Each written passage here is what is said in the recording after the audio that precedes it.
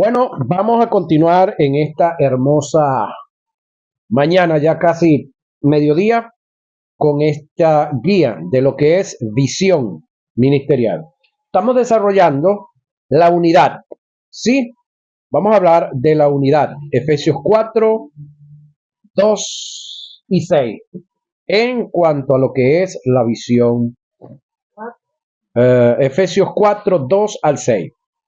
Yo pues preso en el Señor, oiga la expresión, yo pues preso en el Señor, no exactamente quiere decir que Pablo estaba preso en una cárcel, él está hablando preso en el Señor, puede que haya estado también en una cárcel, pero por causa de el Señor.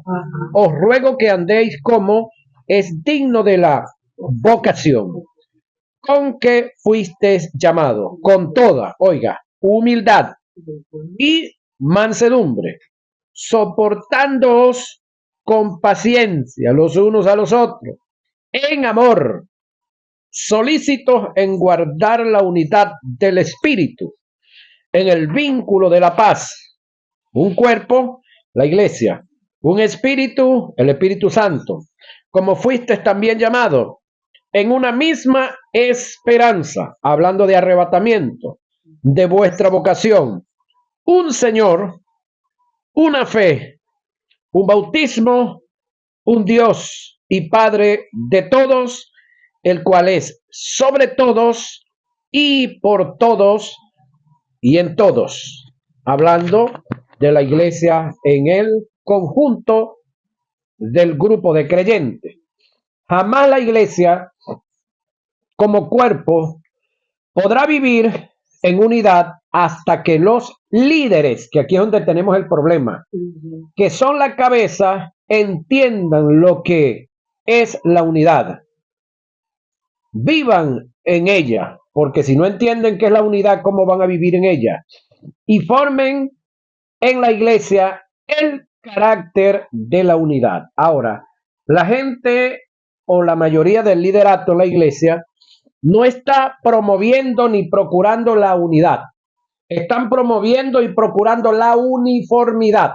Es decir, ¿qué es uniformidad? Bueno, todos con un mismo corte de cabello, todos con un mismo color de camisa, todos con un mismo tipo de corbata, todos con un mismo afeitar de la cara, todos con un mismo tipo de zapato. Eso es uniformidad.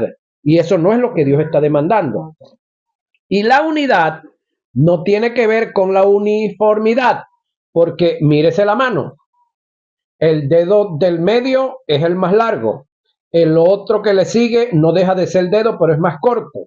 El otro del otro lado un poquito más largo en algunos casos, pero sigue siendo dedo. El otro es más chiquito y es más flaquito. Y el otro es más chiquitico, pero es más gordo.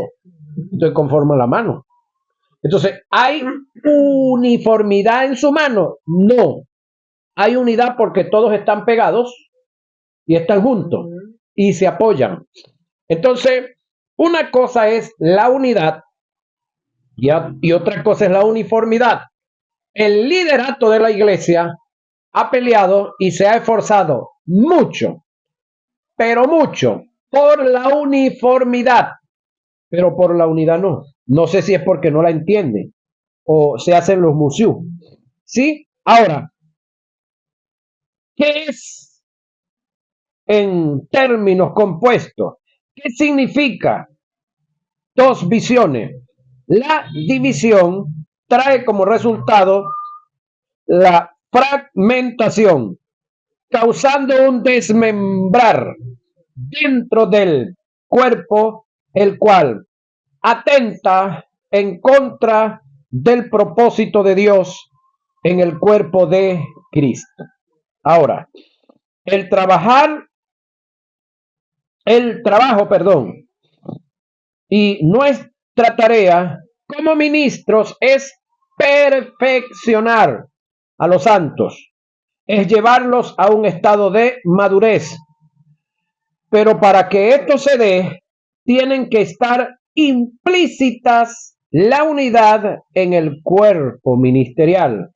Pablo en Efesios 4:11 nos compara con las coyunturas del cuerpo, que tienen tres funciones específicas en el cuerpo, que son movimiento, sostén y unidad. Y aunque no dejan ser parte del cuerpo, a una extremidad del cuerpo le dan movimiento, la sostienen de un lado del cuerpo al otro y producen unidad. Ese es parte del trabajo de nosotros dentro de la iglesia. No es que nosotros los ministros dejamos de ser iglesia, no, seguimos siendo iglesia, ¿sí? No es que nosotros los ministros somos mayor que la iglesia, tampoco, porque le digo algo. Si hacemos un pequeño análisis, Pablo por el Espíritu muestra en Efesios 4:12 el establecimiento de Cristo de los ministerios. Ahora mi pregunta que yo me hice hacia adentro es, ¿qué se estableció primero? ¿Los ministerios y después la iglesia? ¿O se estableció la iglesia y después los ministerios? Pregunta que debemos hacernos. ¿Qué se estableció primero? ¿Los ministerios y después la iglesia? ¿O la iglesia y después se le establece el ministerio? Primero se existe para luego corregirse. Primero se existe para luego entonces entrar en la perfección. Y si el trabajo de los ministerios es perfeccionar a la iglesia, por lógica, por naturaleza, que la iglesia vino a la existencia para luego entonces de tener existencia la iglesia, entonces Dios establecer los ministerios. Entonces, si hacemos un análisis de lo que se conoce como la antigüedad en el mundo militar, la iglesia está antes que los ministerios. Sencillamente los ministerios cumplen un servicio. ¿Cuál es el servicio? Entrenar, producir sostén, unidad y movimiento dentro de la iglesia. De paso, la iglesia va a la eternidad. Y la pregunta es, ¿los ministerios van a la eternidad también? ¿Van a la eternidad los ministerios? No, los ministerios van a llegar hasta el día que el Espíritu Santo determine colocar, es decir, perfeccionarnos en el alma, colocar la vida eterna sobre el cuerpo o transformar el cuerpo y entregarle vida eterna y ese día nos perfecciona totalmente y para el resto de nuestra existencia. Es decir, cuando lleguemos al cielo, no vamos a llegar como ministros. Se nos va a pedir cuenta por el tiempo que estuvimos como ministros, sí, pero no vamos a llegar como ministros, vamos a llegar como cualquier otro. Allá no van a haber guardaespaldas, oyeron, vayan acostumbrándose. Allá no van a haber gente tirándoles alfombra roja, alfombra verde y cuantas cosas más, y un poco de gente custodiándoles por ahí, repartiéndoles todo lo que piden. Si es que lo piden, o como le digo, todo lo que piden, si es que lo pide el líder, o todo lo que acepta, que él no lo pidió, pero que los demás se lo dan, y él se pone a aceptarlo. Porque tan culpable es el que da lo que no debe dar, como el que está recibiendo lo que no debiera estar recibiendo. Porque en Cristo somos uno. Ahora, el trabajo y nuestra tarea como ministro es perfeccionar a los santos. Ahora, ¿quién es el que va a hacer esa perfección exacta finalmente? El Espíritu. ¿Qué es, ahora, qué es un término compuesto que significa? No, ya aquí pasamos. Ahora, movimiento. Tiene que ver con la vida de actividad, es decir, que tiene la iglesia o las iglesias, hablando de las locales, con las funciones y el ejercicio de un pueblo para el establecimiento del reino. Ahora, ¿dónde nosotros como pueblo vamos a establecer el reino? En cada hombre y en cada mujer que podamos predicarle, que nos propongamos predicarle y que aparte de predicarle, luego de que nos los ganemos para Cristo, lo doctrinemos, lo orientemos correctamente y lo enrumbemos en el camino correcto, perfecto de la doctrina de Cristo. Entonces, allí estaremos estableciendo el reino. Pero ese reino que vamos a establecer en esos hombres y en esas mujeres que ganemos para Cristo, debe de estar primero establecido ¿a dónde? En nosotros. Porque ¿cuál es la gracia? Que yo vaya a establecer el reino en otro y en mí no lo tenga. ¿Sí? Eso es como que yo voy a darle de comer al mundo entero, pero yo y mi familia nos morimos de hambre. ¿Será bueno eso? ¿Estaremos cumpliendo el segundo mandamiento? No. Ama a tu prójimo como a ti mismo. Es decir, te tienes que amar tú mismo para después ir a amar al prójimo. Es la norma, es lo establecido. Ahora, sostén con la solidez del cuerpo. El sostén tiene que ver con la solidez del cuerpo. Producto de la formación. La formación va a venir como producto de una buena información. Unidad con la coinonía, el acuerdo, la intimidad, la solidez. Nota, todo esto se logra cuando en el liderazgo se da y se mantiene la unidad. El término unidad viene del verbo enotes, derivado de gens, gen, que es neutro de heis. Enote, heis y heis tienen las mismas características y valores del término griego koinonía, según Juan 10:30, 11:52, 17:1 y 2, Hechos 2:42, Romanos 12:4 al 5 y Gálatas 2:9. Por favor, los leen y los estudian en su casa. Esto tiene que ver con unidad. Ahora, koinonía, que es el equivalente en nuestros idiomas, es comunión, sí, indica tener las cosas en común, un mutuo acuerdo, un compañerismo, una sociedad, una intimidad, una distribución.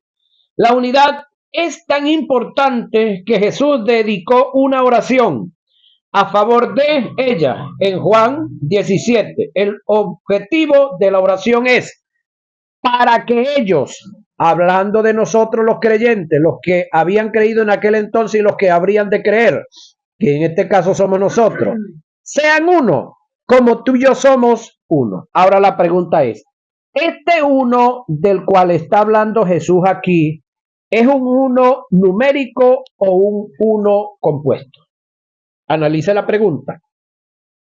Este uno del cual está hablando Jesús aquí, ¿es un uno numérico o es un uno compuesto?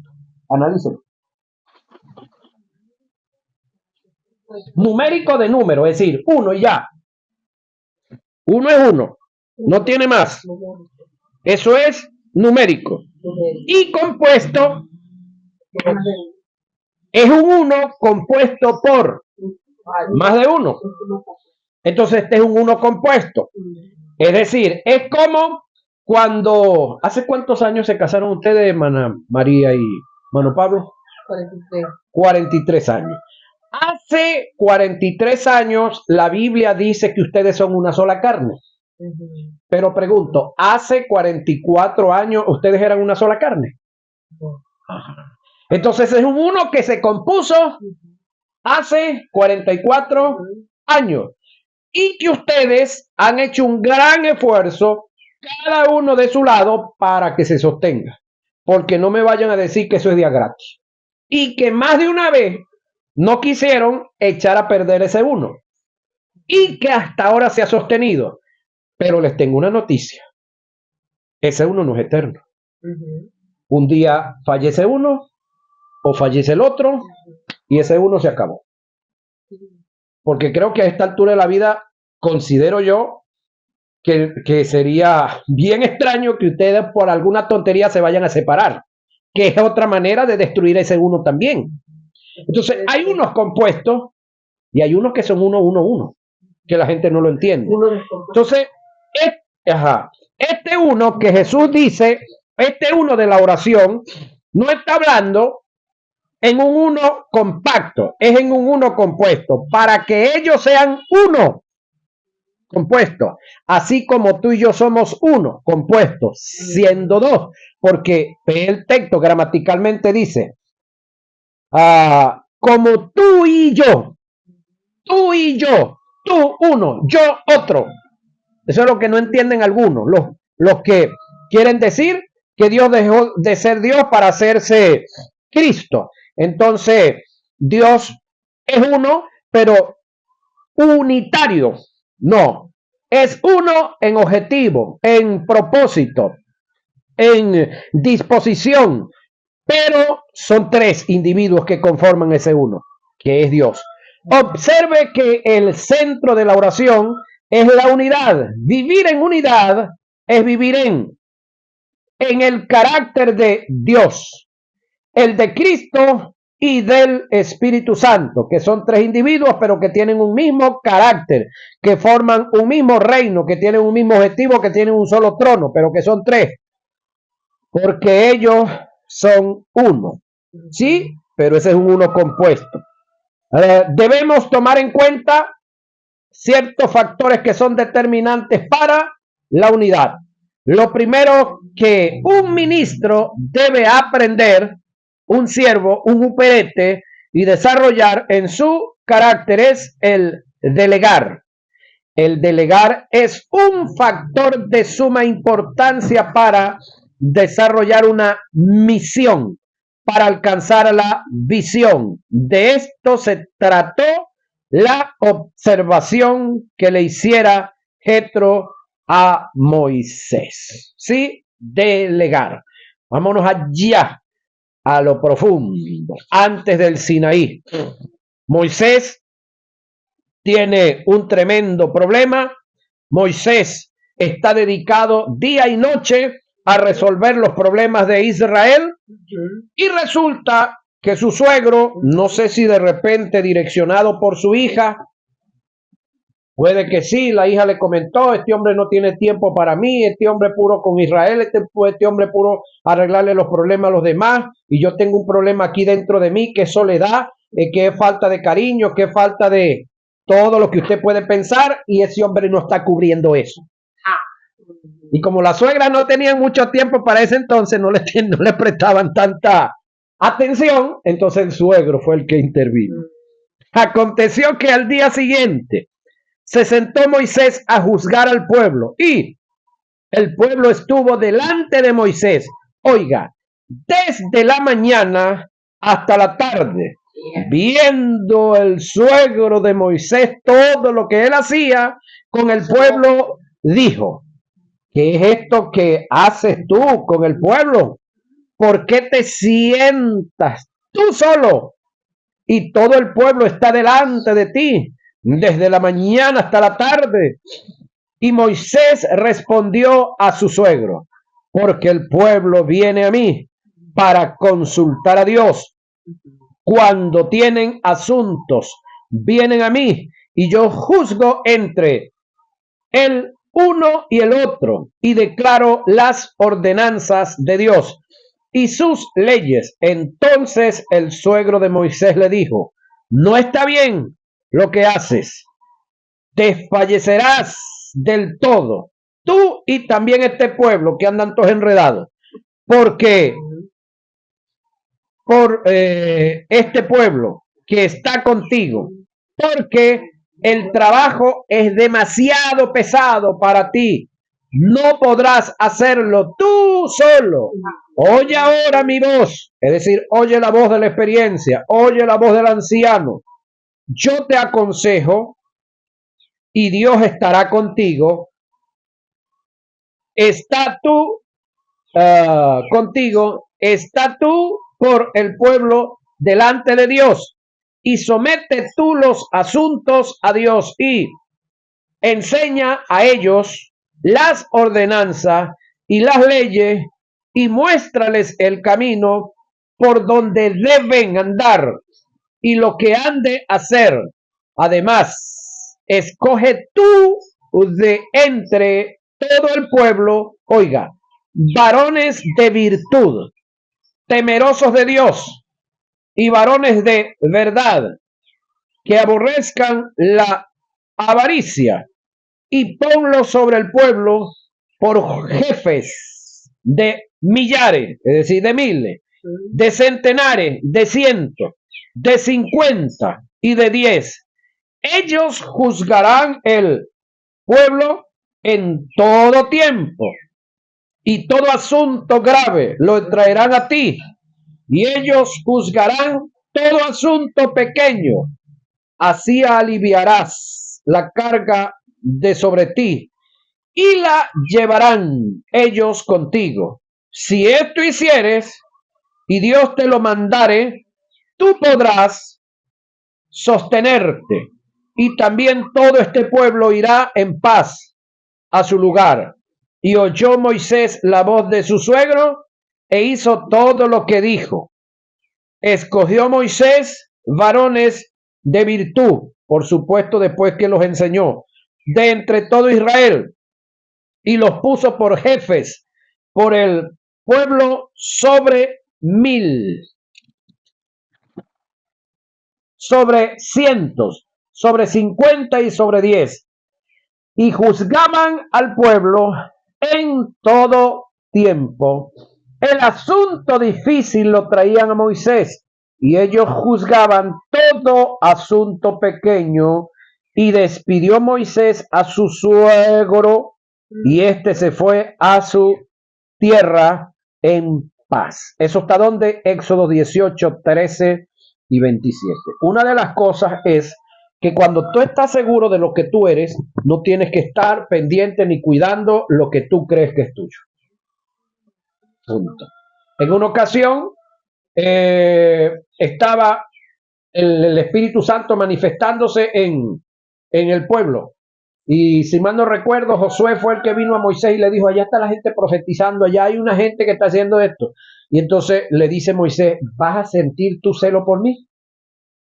Ojalá todo Israel profetizara, es decir, ojalá Dios pusiera el Espíritu Santo en toda esa gente y me libraran a mí de tanto lío, de tanto brocho. Eso es tener seguridad de quién tú eres, saber que lo que tienes no es tuyo, que hay otro por encima. En este caso, ¿quién era Jetro? Jetro venía de la descendencia de Abraham, de los madianitas. Madián era hombre enseñado en la espiritualidad por Abraham. En cuanto a Moisés, viene por la descendencia de Israel, me llama el que era Israel antes, Jacob, tramposo, sí, pero aparte de que Moisés tenía parte de la enseñanza, por un lado, Jetro también. ¿Qué hicieron? Se juntaron los dos. Jetro vio, le comunicó, le dio la palabra, Moisés entendió que era un beneficio para todos, tanto para él como para el mismo pueblo. Y también era delegar, que es el término que estamos usando ahorita, delegar sobre otros y otras, independientemente, esperando resultados. ¿Cuál sería el mejor? Pero independientemente cuál sean, entendemos uno, que el evangelio no es nuestro. Moisés creo que entendió que ese pueblo no era de él. Y que entre ellos mismos estaban los hombres que Dios podía usar para traer mejoras.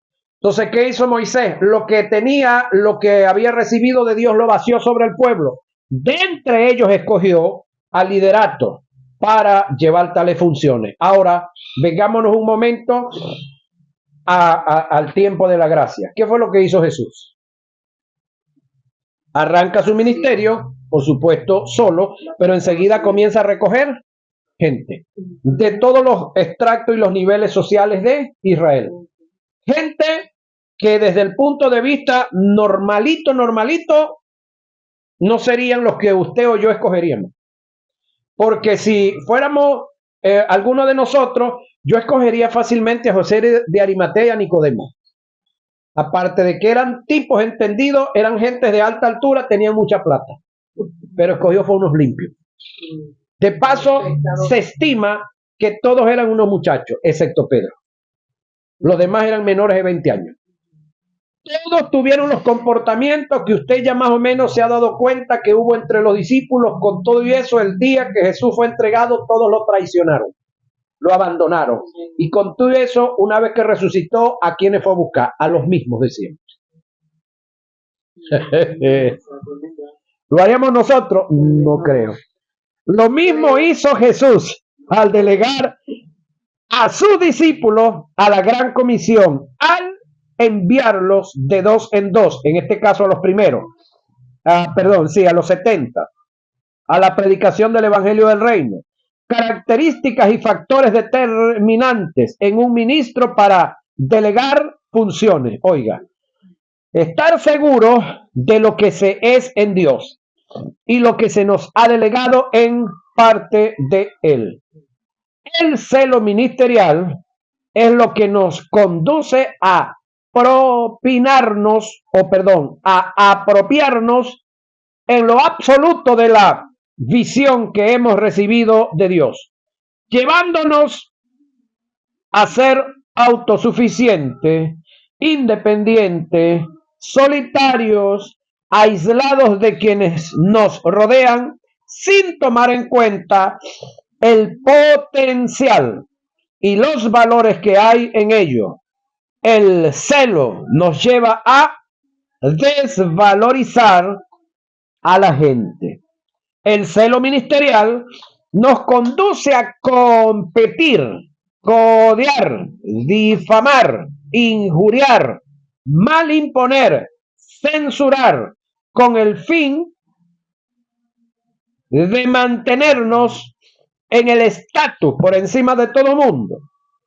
El celo ministerial es lo que nos lleva a ser autocráticos, dictadores, imponentes, humillantes, déspotas, cercenando la posibilidad del crecimiento y el desarrollo de quienes los rodean o nos rodean. Ahora mi pregunta es, hablemos de iglesias de tamaño numérico grande aquí en el Tocuyo. ¿Cree usted que esas iglesias no están en capacidad de que en ellas estén los 5 ministerios? Claro que sí. ¿Por qué no están ahí los 5 ministerios? Porque pareciera que el tipo que está al frente como que tiene los 5 ministerios. No existe tal cosa como la que andan ahora hablando por ahí, el supuesto ministerio quíntuple. No hay un hombre en el cual estén los 5 ministerios para llevarlos a cabo al mismo momento. A que Dios pueda mover de un ministerio a otro y luego a otro y luego a otro un individuo, sí lo puede hacer. Porque si analizamos la vida de Pablo, ¿cómo que comenzó Pablo su ministerio? Como evangelista. Porque Pablo se convierte, Pablo es llamado por Dios a unas funciones especiales hacia el pueblo gentil. No había en Israel un hombre preparado o con esa condición o con esa vocación hacia el pueblo gentil. Entonces Dios levanta a un hombre llamado Saulo de Tarso, que luego se le llama Pablo, para tal función. Pablo se convierte, tenía el conocimiento, Dios entonces tenía el conocimiento del Antiguo Testamento, Dios comienza a vaciarle el del Nuevo y lo envía a los incrédulos gentiles que habían y entre ellos también judíos. Comienza el Espíritu Santo a través del ministerio de él a rescatar personas, se quedaron, se congregaron. Pablo, aparte de evangelizarlos, los tuvo que pastorear. Aparte de pastorearlos, tuvo que enseñarlos como maestro. También tuvo que ejercer sobre ellos el ministerio en cuanto a la parte de lo profético. Pero en la iglesia, en la única iglesia donde se habla del tiempo y se cree que es en la que Pablo dura más tiempo, fue en la de los Corintios, que duró 18 meses. Luego de esos 18 meses, agiló. ¿A quién dejó ahí? Ahí queda Pedro, luego Pedro se va, queda Apolo, luego se va Apolo, ahí queda un tal Crispo, que es del que hay una mala traducción y dicen algunos que ellos decían yo soy de Cristo, pero más abajo se habla del tal Crispo. No, Ellos decían algunos, yo soy de Crispo, y los que creyeron en el tiempo de Pablo decían que eran de Pablo. Entonces, en esa iglesia no hubo un pastor oficial, pero pregunto, ¿la iglesia dejó de ser iglesia? No. Ah, importante eso. Entonces, esa iglesia vivió por varios años prácticamente sin un ministerio. Entonces, la iglesia, para ser iglesia, no necesita ministerio. Escuche esto, pareciera contraproducente, ¿no? La iglesia, para ser iglesia, no necesita ministerio porque lo primero que Dios estableció fue la iglesia. La iglesia necesita ministerios es para ser perfeccionada. ¿Por qué de las cartas de Pablo, las más grandes, y de paso son dos, que bíblicamente son tres, pero la otra no sabemos dónde anda? Son tres cartas, porque en la primera Corintio él habla que ya en la que nos presentan como primera Corintio, ahí habla de otra carta que les había enviado antes, que no se sabía dónde anda. Entonces, ¿por qué Pablo les tuvo a ellos que escribir tanto? Ah, porque los quería mucho. No, porque cuando tú ves los libros, cuando tú ves las cartas, corregir y enseñar, enseñar y corregir y enseñar, porque la gente le escribía a Pablo de donde andaba y le decía, mira, Pablo se está portando de esta forma. Y decía, no, Martínez está portando de esta forma. Y decía, Neida está haciendo esto y esto y esto. Y la otra está haciendo esto y esto. Entonces tenía informantes. Y Pablo, por causa de esas informaciones, entonces escribía y mandaba las cartas que llegaran a ese lugar. Ahora, por causa de la necesidad de que hubiese un ministro ahí a la cabeza, se dieron esa cantidad de cartas y de enseñanza de parte de el apóstol Pablo. Ahora, ¿cuál es el objetivo? Reitero, de los ministerios, perfeccionar a los santos. Ese ha sido, ese es y ese será hasta que lleguemos a la estatura de Cristo, que hasta ahora vamos escalando peldaños, como se dice por ahí. Un ministro con estas características equivocadas nunca delegará funciones para desarrollar una misión, para alcanzar la visión. En las escrituras tenemos dos grandes ejemplos, tanto en lo positivo como en lo negativo del caso. Uno se trata de la vida de Moisés y el otro de Saúl. El caso de Moisés, y salió Moisés y dijo al pueblo las palabras de Jehová, y reunió los 70 varones de los ancianos del pueblo, y los hizo estar alrededor del tabernáculo. Entonces Jehová descendió en la nube y le habló y tomó del espíritu que estaba en él y lo puso en los 70 varones ancianos, y cuando pasó sobre ellos el espíritu, profetizaron y no cesaron, y habían quedado en el campamento dos varones llamados, el uno Eldad y el otro Medad, sobre los cuales también reposó el espíritu. Estaban estos entre los inscritos, pero no habían venido al tabernáculo, y profetizaron en el campamento. Y corrió un varón y dio aviso a Moisés y dijo, Eldad y Medad profetizan en el campamento. Entonces respondió Josué, hijo de Nun, ayudante de Moisés, uno de sus jóvenes, y dijo, Señor mío, Moisés, impídelos. Y Moisés le respondió, ¿tenés tú celo por mí?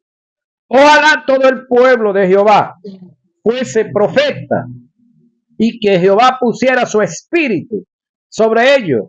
Y Moisés volvió al campamento, él y los ancianos de Israel. Eso está en Número 11, 24 y 33. Es decir, cuando la obra de Dios o cuando Dios levanta a un hombre a hacer cosas de esta índole, los que están seguros de lo que son, de lo que tienen y de lo que pueden, no van a sentir envidia, no van a sentir aludidos, no van a sentirse, perdón, desplazados o reemplazados. Van a estar contentos, van a estar alegres, van a estar queriendo pues que estos acontecimientos persistan, sigan. Ahora, aconteció que cuando volvían, llegó a ellos, perdón, cuando David volvió, aconteció que cuando volvían ellos, cuando David volvió de matar al filisteo, salieron las mujeres de todas las ciudades de Israel cantando y danzando para recibir al rey Saúl, con panderos, con cánticos de alegría y con instrumentos de música. Y cantaban las mujeres que danzaban y decían: Saúl hirió a sus 1000 y David a sus 10.000. Y se enojó Saúl, oiga, en gran manera, y le desagradó este dicho, y dijo a David dieron 10.000 y a mí 1000, no le falta más que el reino. Y David, y desde aquel día Saúl no miró con buenos ojos a David. Vio diferente a Moisés. Moisés se alegró de que estos dos individuos estuvieran profetizando. Dijo que ojalá todo Israel profetizara. Y acá Saúl se molestó. Esto está registrado en Primera de Samuel 18, 6 al 9. En lo cual,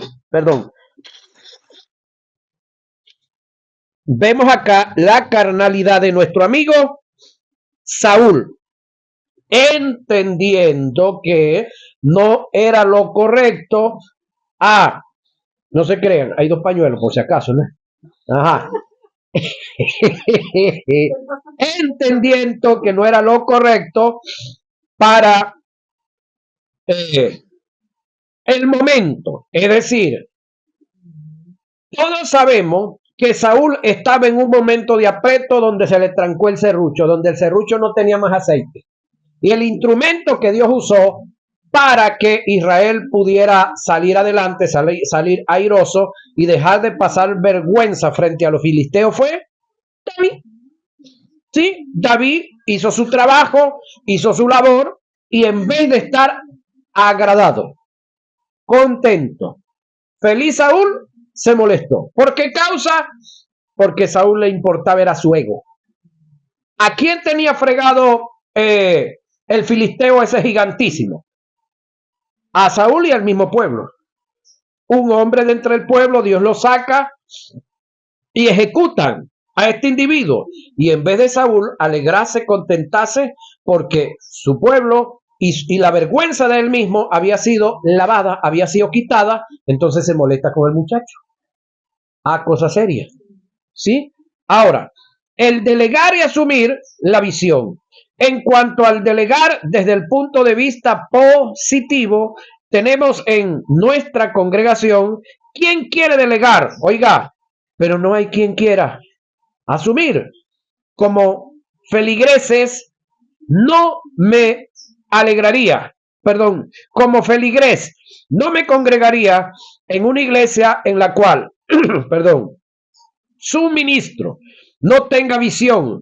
Como ministro tampoco pastorearía una congregación que no asuma la visión, porque es tan nocivo el no tener visión como el no asumirla. El otro caso relacionado a asumir es que hay quienes lo hacen, pero no son constantes, es decir, asumen la visión, pero no son constantes, no usan el upumone.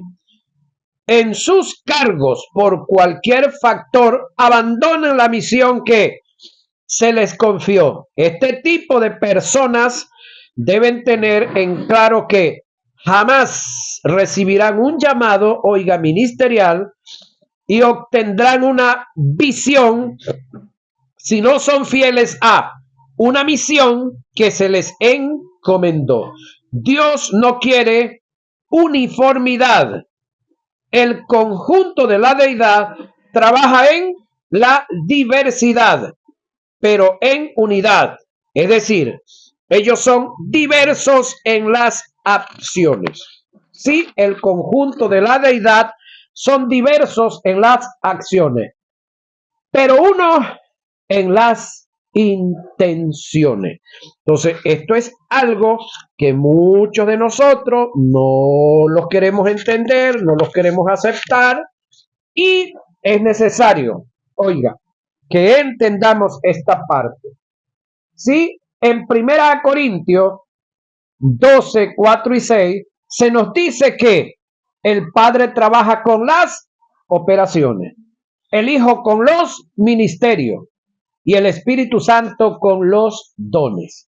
Sí, son tres, cada uno trabaja con un área, pero el objetivo es el mismo. El Padre trabaja con las operaciones, el Hijo con los ministerios, que son 5, y el Espíritu Santo con los dones. Hechos 10:38 dice que el Padre es el que unge, Cristo es el ungido y el Espíritu Santo es la unción. Podemos notar que hay una diversidad en las acciones, pero unidad en las intenciones. Este debe ser el carácter del ministro, que haya una coinonía, una comunión, independientemente de que en las acciones seamos diferentes. Pablo en 1 Corintios 12:7 dice que a cada uno le es dada la manifestación del Espíritu Santo para provecho. Observe que Pablo dice a cada uno por individual, ¿sí? A cada uno en sus capacidades. En el verso 20, Pablo dice que son muchos los miembros, pero el cuerpo es uno. Aunque cada miembro ocupa una función en el cuerpo, sigue siendo uno. ¿Por qué? Porque hay unidad, no uniformidad. El milagro de los huesos secos, relatado en Ezequiel 37, 1 y 10, no solo consiste en la unidad de ellos, sino que cada uno buscó el lugar que le correspondía para una función específica. Esto indica que nosotros, como miembros del cuerpo de Cristo, tenemos un lugar y una función que cumplir dentro del cuerpo de Cristo. Ahora, ¿el cuerpo suyo cuántos huesos tiene? ¿Son todos iguales? No. ¿Cuántos son? 206. ¿Sabía eso?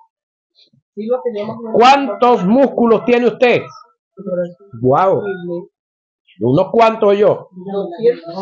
206 huesos. Como ministros no debemos invadir el terreno de nadie, ni imitar o copiar lo que otro hace. Muchas veces confundimos la, unidad con la uniformidad. Y te doy un ejemplo. Dios me hizo un llamado al ministerio de maestro y me dio una visión, pero no puedo pretender, que un pastor o el cuerpo de ministros dejen de hacer lo que Dios les mandó hacer para apoyarme en la visión que Dios me dio. Eso no sería unidad, sería uniformidad. No todos somos llamados a hacer lo mismo. La unidad está en que, sin dejar de hacer lo que Dios nos encomendó, podamos, en un momento determinado, prestarnos apoyo.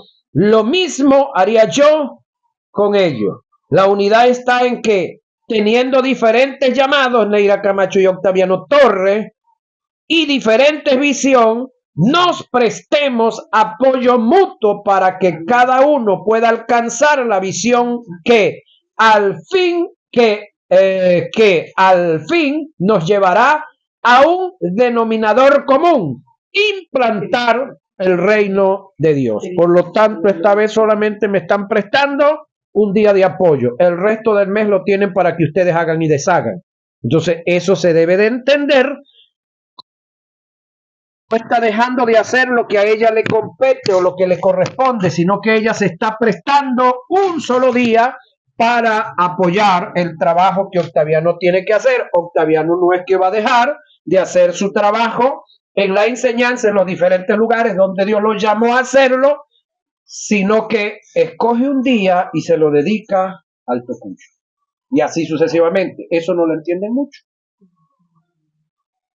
Entonces, es bueno lo que enseña Neira, sí, pero también es bueno lo que enseña Octaviano.